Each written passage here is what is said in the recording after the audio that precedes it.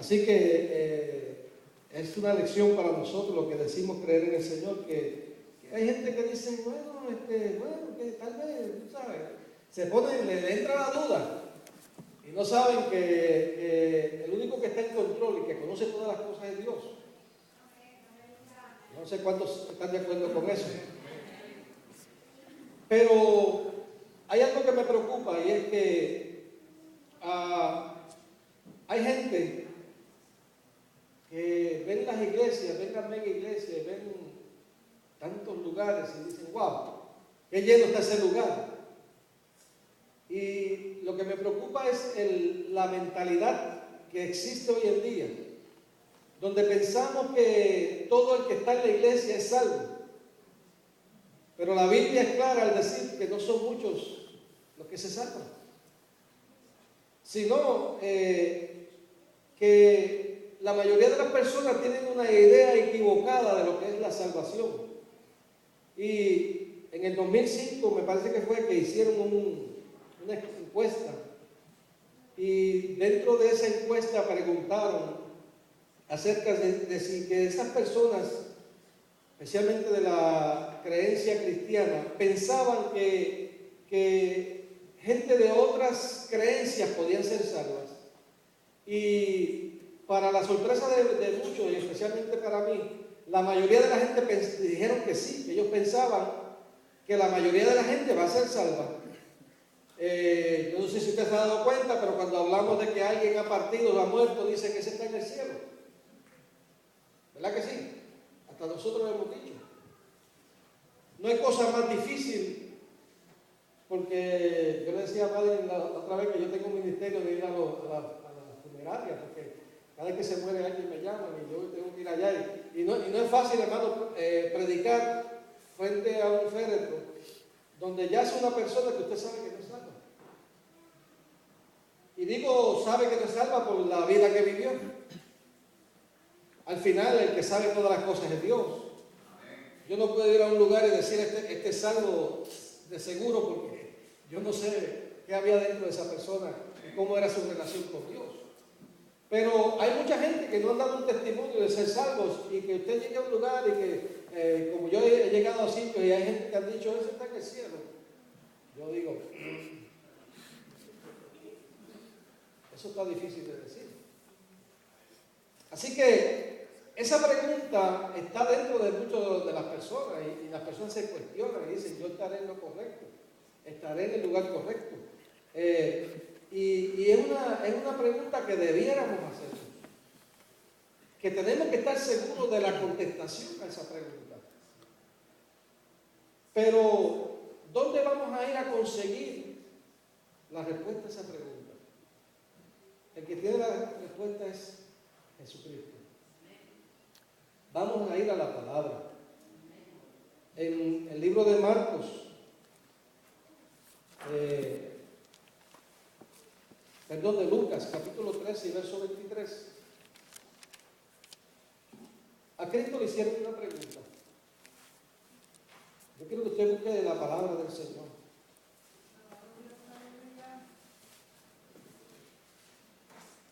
Lucas 13, 23.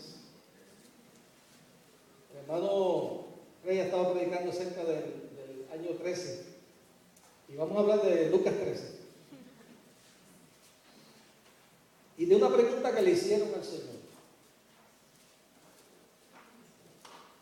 Dice ahí, y alguien le dijo, Señor, ¿son pocos los que se salvan? Señor, ¿son pocos los que se salvan? Le preguntaron en otras palabras, Señor, ¿se salva mucha gente o se salva poca gente? ¿Qué tú opinas de este tema, de esta pregunta, de esta inquietud?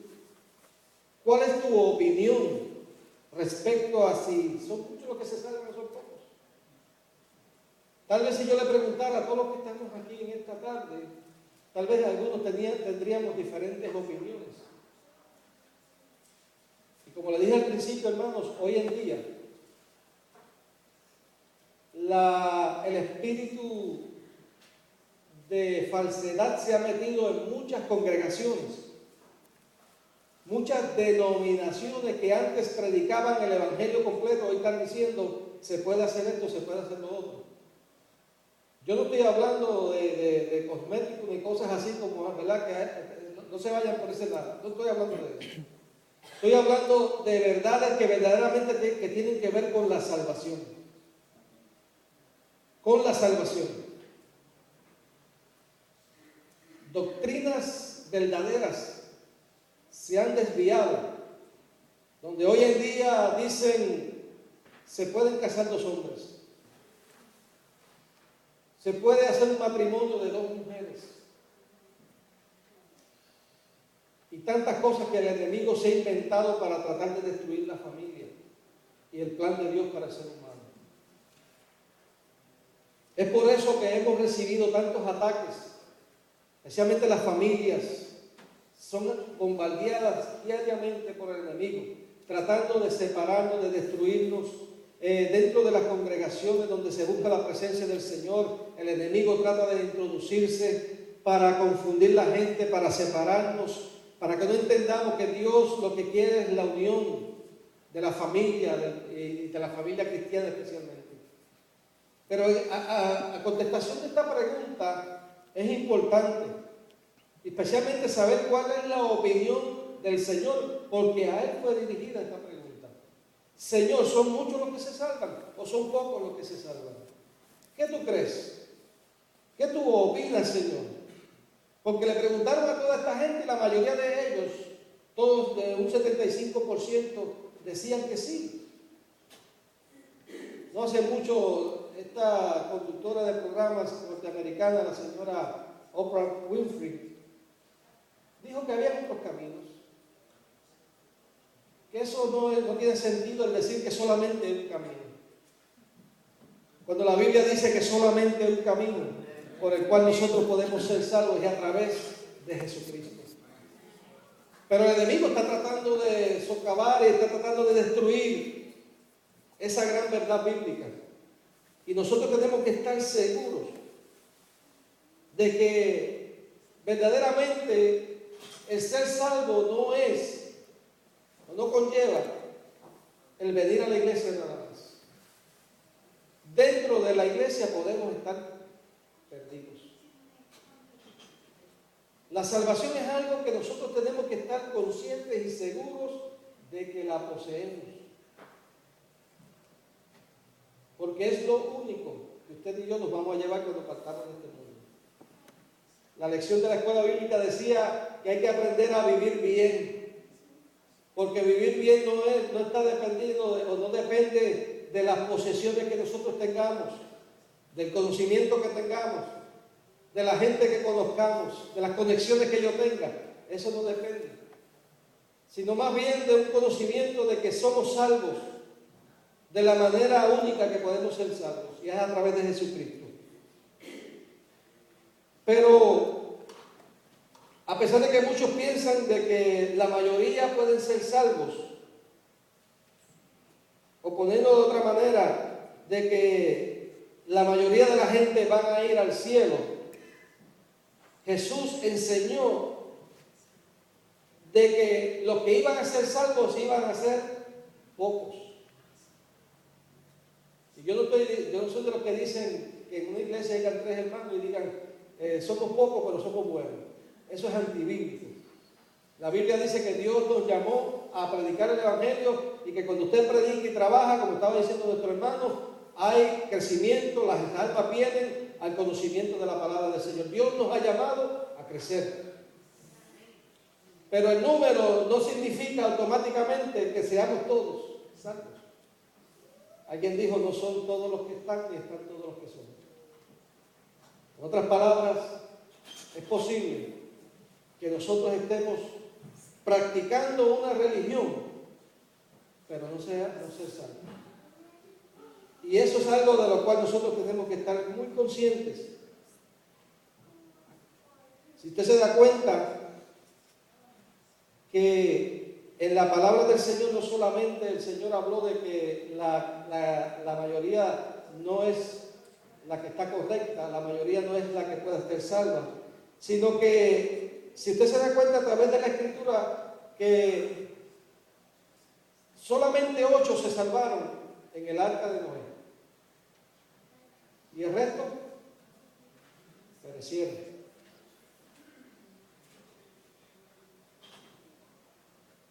Que solamente 3 escaparon de la destrucción de Sodoma y Gomorra: Lot y sus 2 hijas.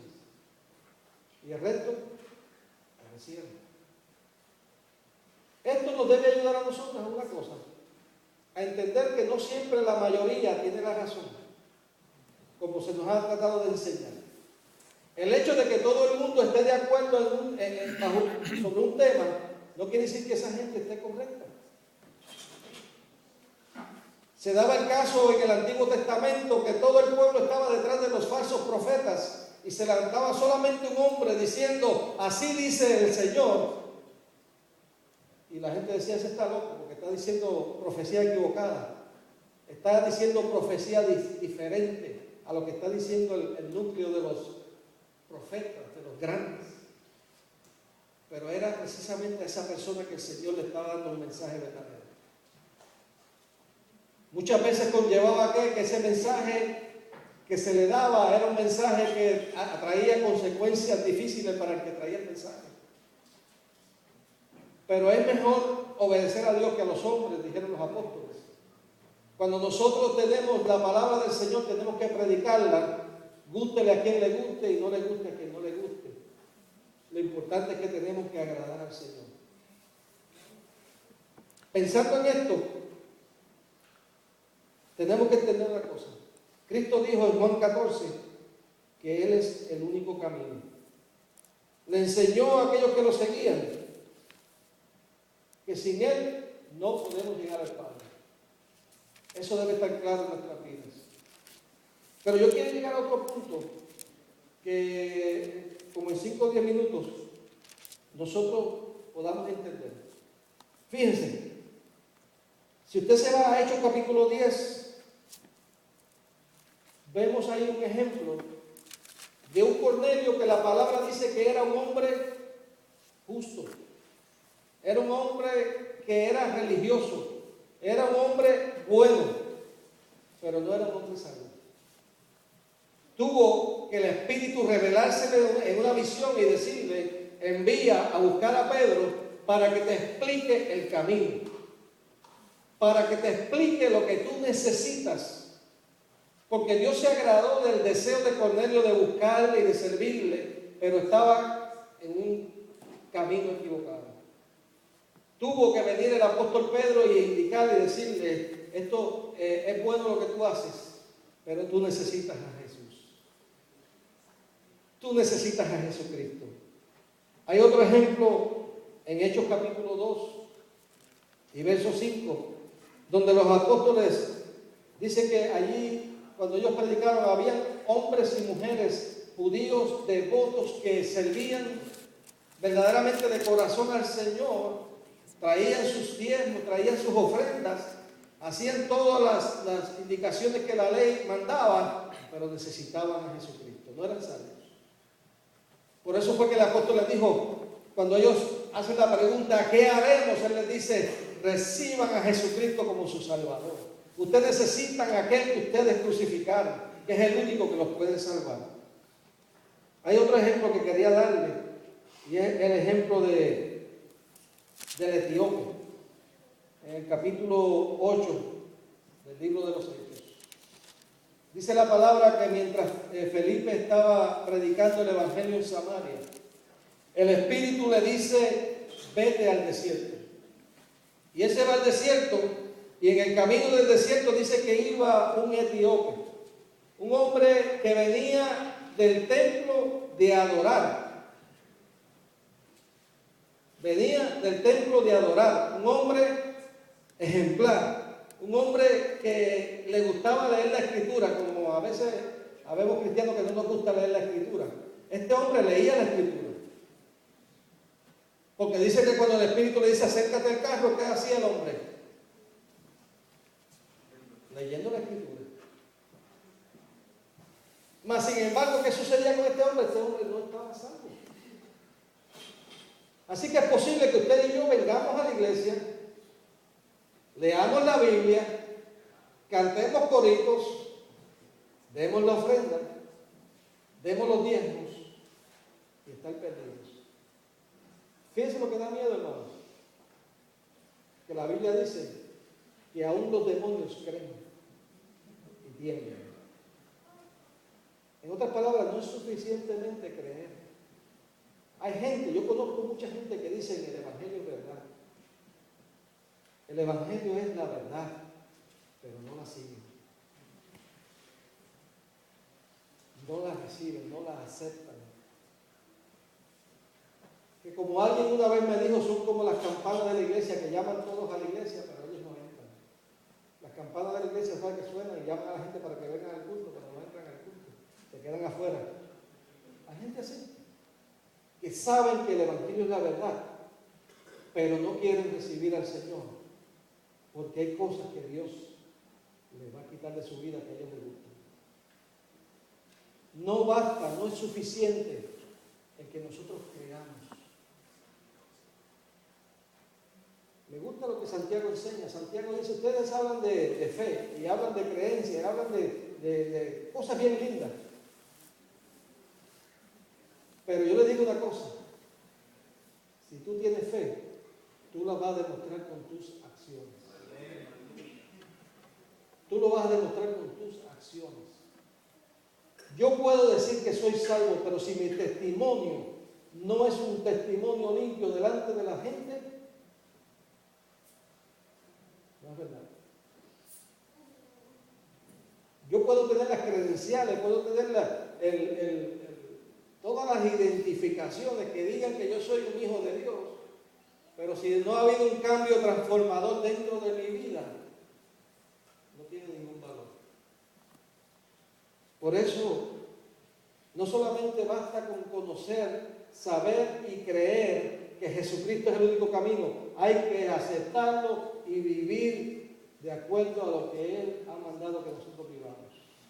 El mismo Señor dice que el salvo es aquel que obedece a la palabra de Dios. No es que es miembro de la iglesia, no es que es líder dentro de la iglesia, no es el que canta, el que brinca, esas cosas, esos son buenos.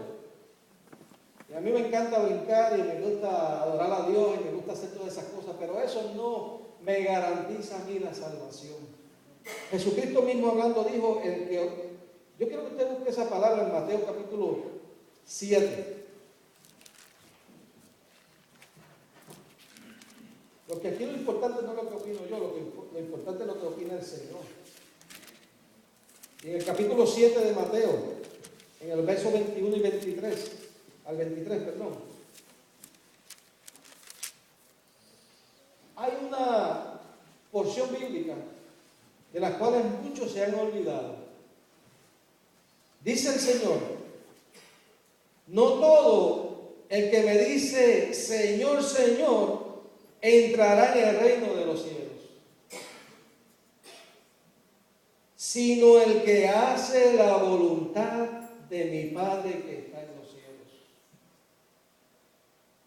Muchos me dirán en aquel día, Señor, Señor, ¿no profetizamos en tu nombre y en tu nombre echamos fuera demonios y en tu nombre hicimos muchos milagros?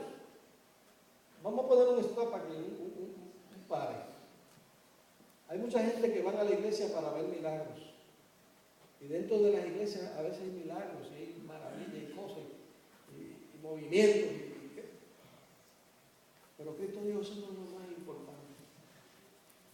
Lo más importante dentro de un culto es que alguien se levante y diga, yo acepto a Jesucristo como mi Salvador. Lo más grande no es que se levante un muerto, que se haya muerto, haya caído al piso y oremos y se levante. Eso es grandísimo. Pero lo más grande es que un alma diga, yo necesito al Señor. Yo necesito que oren por mí porque yo quiero recibir a Cristo en mi corazón. Yo quiero que Cristo me cambie porque yo quiero ser el mismo. Como le dijo este señor a mis hermanos allá en México, yo quiero que me hablen del Señor. Yo tengo hambre. Yo necesito conocer algo diferente. Por lo que he recibido hasta ahora es pura palabras que no transforman, que no hacen el cambio. Pero cuando usted le habla del Evangelio a la gente, el Evangelio transforma.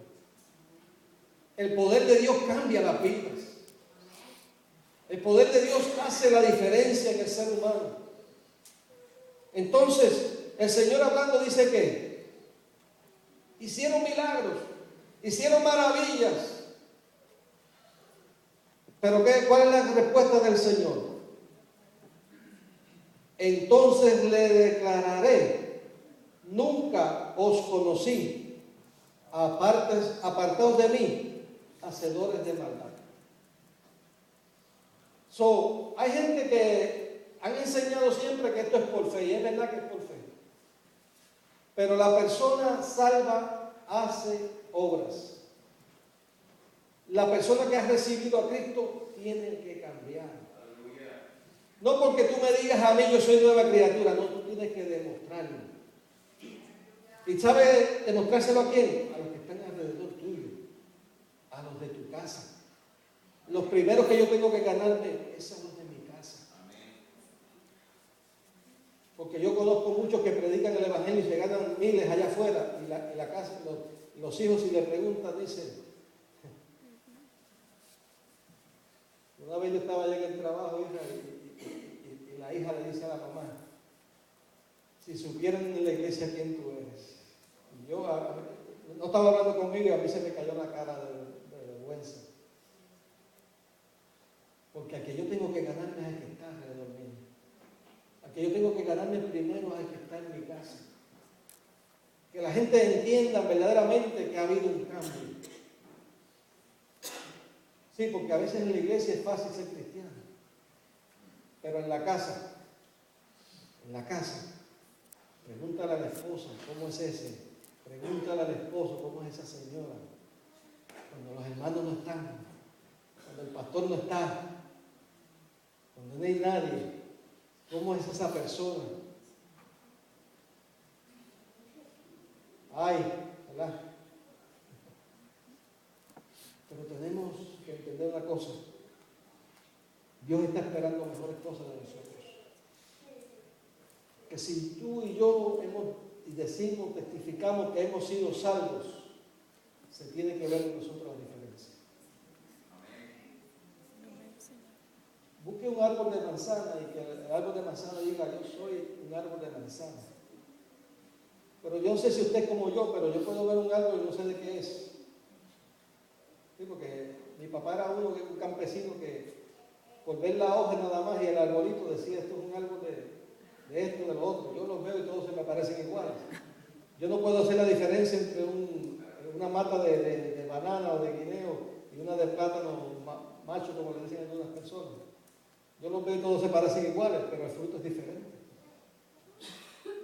En una ocasión el Señor trajo una parábola y dijo, alguien fue y sembró un buen trigo, pero alguien vino e introdujo cizaña. Y la cizaña y el trigo se parecen. Lo único que cuando crecen, el trigo da fruto, la cizaña no. Entonces, podemos parecer, pero no necesariamente ser.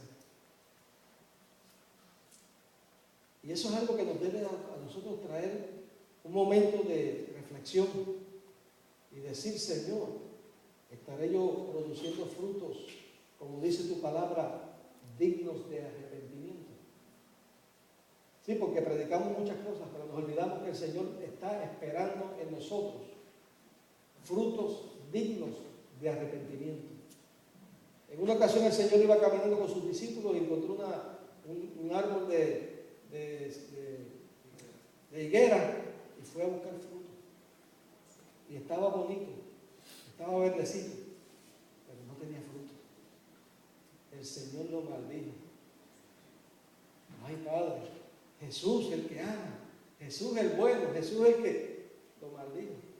Nunca más nadie coma de ti. Cuando regresaban, dicen que vieron el árbol seco. Y los discípulos dijeron, mira Señor, el árbol que tú maldijiste se secó. Y ustedes no entienden con quién ustedes andan.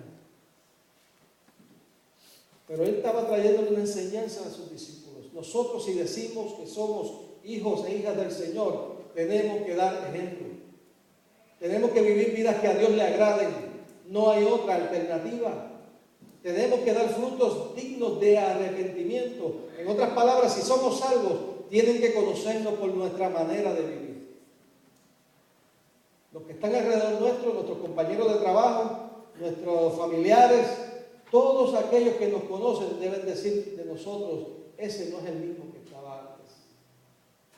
Se llama igual, se parece el mismo, pero no es el mismo. Dentro de esa persona ha habido un cambio. Hay una diferencia, ya no es el mismo. Ya no le gustan las cosas que hacía antes.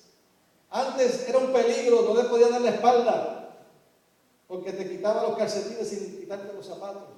Pero ahora es una nueva criatura. Dice el apóstol, el que robaba, no lo robe, trabaje y ayude a los demás. Cambia, la persona cambia. El que está en Cristo, dice la palabra, que es nueva criatura. Las cosas viejas pasaron, sus deseos son diferentes. Eso lo hace el Señor. El Señor hace la diferencia, pero ese fruto se ve, mi hermano. Se ve, se nota la diferencia. Cuando viene el problema, actuamos de una manera diferente. Ya no nos turbamos y comenzamos a maldecir y a volvernos locos. No, el cristiano tiene que ser diferente. Pero a veces vemos cristianos, hermano, que le viene un problema y olvídese. A quejarse, que si esto, que si lo otro, y usted le dice, hermano, ¿cómo estás? Pues mire, como Dios quiere, pero estoy aquí, estoy haciendo, no está como, confiesa, aprende a hablar, entramos en un nuevo año, una de las cosas que debemos, una de las resoluciones que debemos hacer en este año, hermano, ¿sabe lo que está de moda ahora? La dieta, ¿cómo se llama? El ayuno de Daniel, todo el mundo lo está haciendo. Los otros días hablaba con uno que está en el ayuno de Daniel y está bien áspero porque no puede beber café. Yo digo, yo sigo bebiendo café, déjame quieto. Pero yo no quiero ser una persona que cuando te hablen salga con aspereza, no. Sí, porque a veces nosotros los cristianos nos gustan las cosas de la moda. ¿Qué es lo que estamos haciendo? El ayuno de Daniel. No voy a comer carne. Bueno, eso es bueno. Pero eso no es lo que salva. Eso no es lo que transforma las vidas. Es un alma humillada delante de la presencia del Señor de verdad. No es porque todos lo están haciendo, yo voy a hacerlo también. No, hermano. Es tiempo de entender una cosa, no estamos en un juego. No estamos en Family Feud, estamos viviendo una vida que lo que estamos haciendo es de importancia para la eternidad. Para la eternidad. Que la gente te está mirando a ti y cuando te ven a ti y me ven a mí, están viendo al Señor. Y tenemos que darle ejemplo. Tenemos que darle ejemplo de que verdaderamente ha habido una transformación dentro de nuestro corazón. Pero que se transmite afuera a través de la manera que yo actúo con las personas. ¿Cómo es posible que yo diga que yo soy salvo y al lado mío se está muriendo la gente de hambre y a mí no me interesa? ¿Cómo es posible que yo entienda que la gente se está muriendo sin salvación y para mí como que se murió otro? No me interesa. No, debemos verdaderamente llorar delante de la presencia del Señor y decirle, Señor, yo quiero hacer la voluntad tuya. Yo quiero sentir lo que tú sientes, Señor. Yo quiero amar aún a aquellos enemigos que desean el mal para mi vida. Yo quiero, Señor, que tú me enseñes a amar. Y que cuando necesiten mi ayuda, en vez de decirle, ahora no, decirle, los voy a ayudar, pero de corazón. Demostrarle que Cristo cambió mi vida. Que ya yo no soy el mismo que antes pagaba ojo por ojo y diente por diente. Ahora soy diferente. Ahora tengo que aprender a amar a aquellos enemigos que tengan mi vida. Mucha gente piensa que está haciendo lo correcto. Mucha gente piensa que con cumplir con ciertas cosas ya ha cumplido todo. El cristianismo verdadero no es una serie de creencias solamente. Es una manera de vida. El cristianismo verdadero es la demostración de lo que sucede afuera, de lo que ha sucedido dentro. de lo que el Espíritu ha hecho en nuestras vidas. Tenemos que entender que, como dice claramente la Escritura, un día vamos a estar delante de la presencia del Señor. Y tú y yo vamos a darle cuentas, rendirle cuentas al Señor. Pero no todos van a estar a la derecha. Dice la Biblia que apartará como el pastor aparta las ovejas de las cabras. Y allí dice que van a haber muchos llorando y diciendo: yo eché fuera demonios, yo prediqué, yo me gané almas, yo hice esto, yo hice lo otro. Y el Señor le va a decir: ni te conozco. Yo conocí al Señor, pero ¿te conoce el Señor a ti? Es fácil decir: yo conocí al Señor en el 1971, o en el año que fuese, pero ¿te conoce el Señor a ti? ¿Podrá el Señor decir, como dijo al diablo, le dijo: conoce a mi siervo Job, que no hay otro como él en la tierra? Justo, un hombre recto, que el mismo Dios da testimonio de él. Imagínense eso. Y el diablo dice: sí, claro, si tú lo has rodeado de bendiciones, no, quítasela, para que entiendas que no es eso lo que él está persiguiendo. Él me ama a mí de verdad. Y Dios está buscando y quiere que entendamos una cosa, que el compromiso que nosotros hemos hecho de servir al Señor es un compromiso que Dios toma muy en serio.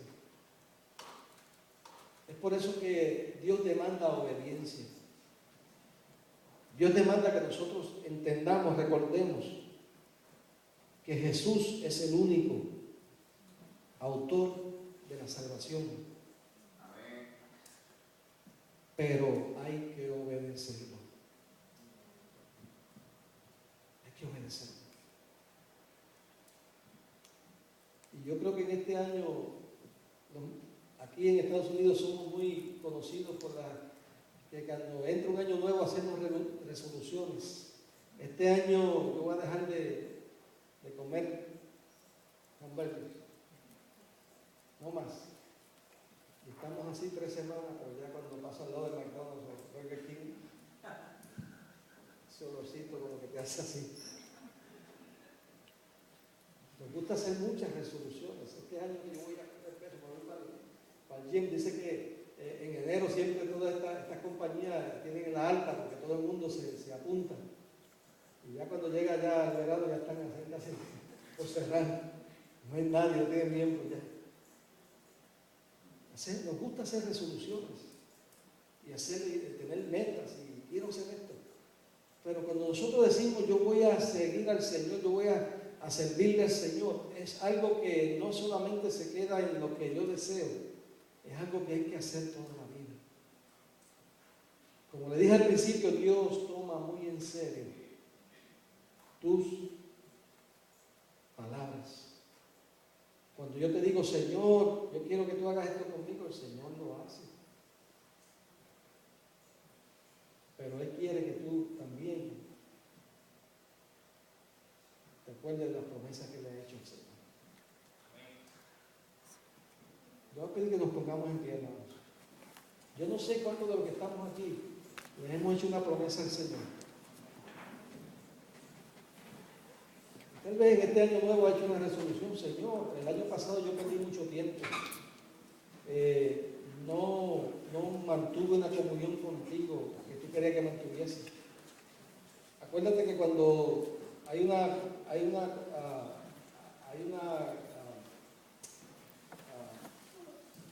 un compromiso, hay un acuerdo, tiene que haber comunicación, tiene que haber el deseo de cumplir esos acuerdos. Y nosotros muchas veces le hacemos muchas promesas al Señor y después nos olvidamos. Pero Dios no se olvida. ¿Se salvan muchos? No, hermano, no se salvan muchos. Se salvan aquellos que han aceptado a Cristo y son obedientes a su palabra. Eso es lo que la palabra de Dios enseña. Entonces, Dios está esperando que nosotros hagamos ¿qué? Un compromiso con Él. Señor, este año yo quiero ser diferente. Como le decía al principio, Dios es un Dios de principios, que le gustan los principios. Y cuando algo sale mal, Él no lo descarta, no lo echa al lado, Él lo arregla. Como sucedió con el alfarero, ¿verdad? Y su obra que estaba llevando a cabo. Se le echó a perder en las manos, pero dice la palabra que vino y amasó nuevamente el barro y hizo una obra, un envase más hermoso como Él hizo. Y tal vez tú y yo hemos perdido la esperanza. Tal vez tú y yo decimos, ya Dios no puede hacer nada conmigo. Yo quiero decirte que Dios sí puede hacer algo contigo. No solamente eso, Dios quiere hacer algo nuevo contigo. Dios quiere cambiarnos. Dios quiere que no sigamos siendo los mismos. Dios quiere que seamos diferentes. Y yo no sé si usted ha hecho el compromiso de venir delante del Señor y decirle: Señor, yo acepto a Jesucristo como mi único y exclusivo Salvador. Eso hay que hacerlo. Eso es el primer paso. Pero no se queda ahí nada más. Señor, yo quiero obedecer tu palabra. Señor, yo quiero obedecerte. Si tu palabra me dice a mí que yo tengo que asistir a los cultos, yo quiero asistir más a los cultos de la iglesia. Porque el mandato dice: no se aparte o no deje de congregarte como muchos tienen por costumbre. O sea que el tiempo de congregarse hay que tomarlo muy en serio. El tiempo con Dios, la lectura de la palabra, la oración, el ayuno, esas son las armas que Dios nos ha dado para que nosotros peleemos la buena batalla. El diezmo, la ofrenda, todas esas cosas son parte de la obediencia a Dios. Hay gente que le gusta quitarle las cosas porque no le gustan algunas cosas, pero el evangelio es un paquete, es un bombo. Hay que aceptarlo completo, o si no, no se puede. Hay gente que le sigue cortando, como el cuento del que llevaba la cruz y siguió cortándole para que fuera más liviana. Cuando le tocó pasar de un abismo, en medio de un abismo, no pudo porque estaba muy corta la cruz. Nosotros queremos quitarle aquellas cosas que no nos agradan, pero el evangelio hay que recibirlo tal como Dios nos lo dio. Y si tú no has aceptado a Cristo, tienes que aceptarlo en esta tarde. Y si tú lo has aceptado, hay que hacer un compromiso de obediencia con el Señor. Señor, yo quiero obedecerte. Señor, yo quiero hacer tu voluntad. No quiero extenderme más, hermano, pero si hay alguien que necesita la oración, el Señor está aquí. Hagamos esa pregunta nuevamente. ¿Son todos salvos? No, no todos son salvos.